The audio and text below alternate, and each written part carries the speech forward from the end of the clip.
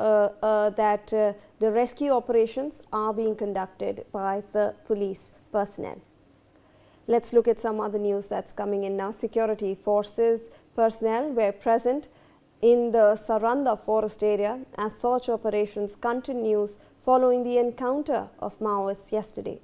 Top Maoist Anil Da, having a reward of ₹1 crore declared against him, was among the 15 Maoists who had been killed in the encounter yesterday. So this is the latest that we are getting for you. Currently, the situation over there in Saranda forest is tense as search operations are continuing. Security personnel are also present in the area because yesterday there was an encounter in which 15 Maoists had been killed, and among those 15 Maoists was top Maoist leader Anil Da, who in fact had a reward of ₹1 crore declared against him. So this is something that is coming in over there. In fact, we are looking at some other news that's coming in a major and decisive success for the security forces under the Maoist eradication campaign. 9 Maoists have surrendered, including 7 female and 7 male Maoist cadres. A reward of ₹8 lakh has been announced for 2 Maoists among those who have surrendered. ₹1 lakh award has been given to 2 other Maoists, and ₹5 lakh reward has been given to the other 5 remaining Maoists who surrendered. An Insas rifle, SLR, turbine gun and the Bharmar gun have been recovered from the Maoist cadres. They surrendered before the Inspector General of Police. Joining us on the broadcast is my colleague Deepak Vishwakarma with more on this. दीपक, ये जो Maoist ने surrender किया है, इनको reward भी मिला है और बहुत सारे वेपन्स की भी सीजर हुई है, आप इसके बारे में ज़रा हमें जानकारी दीजिए।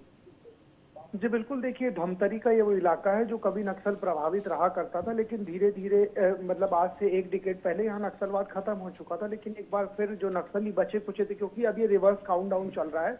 अमित शाह ने जो संकल्प लिया है, जो निश्चय लिया है कि मार्च 2026 यानी अब आप जनवरी, फरवरी, मार्च तकरीबन 60 डेज के आसपास बचे हैं, और इन 60 डेज के बाद नक्सलवाद छत्तीसगढ़ समेत पूरे देश से खत्म हो जाएगा।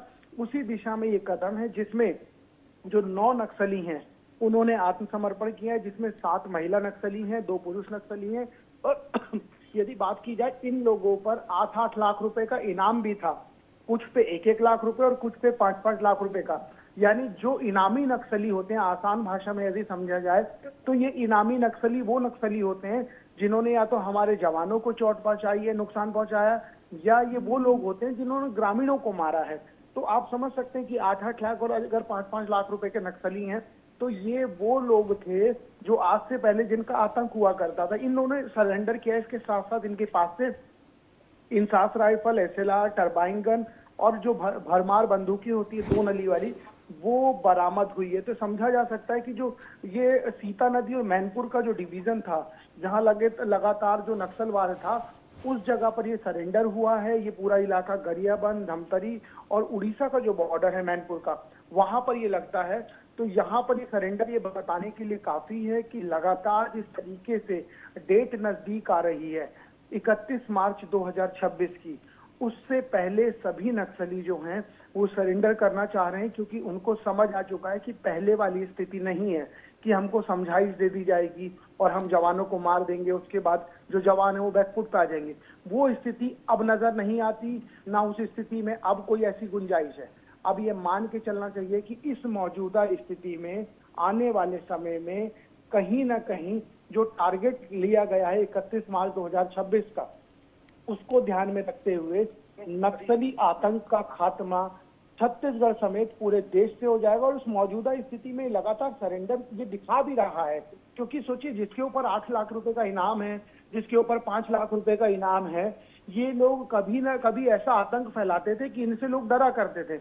लेकिन आज की स्थिति में अगर ये लोग हैं और ये खुद सरेंडर कर रहे हैं, तो इससे समझा जा सकता है कि ये लोग भी घबराए हुए हैं, ये लोग भी डरे हुए हैं और इन लोगों को भी ये पता है कि अगर हम सरेंडर नहीं करेंगे तो हम मारे जाएंगे। तो जो मौत का डर है वो पूरे देश में नक्सलियों को जी। सता रहा है, इसी वजह से लगातार ये सरेंडर देखने को मिल रहा है। जी, धन्यवाद आपका दीपक।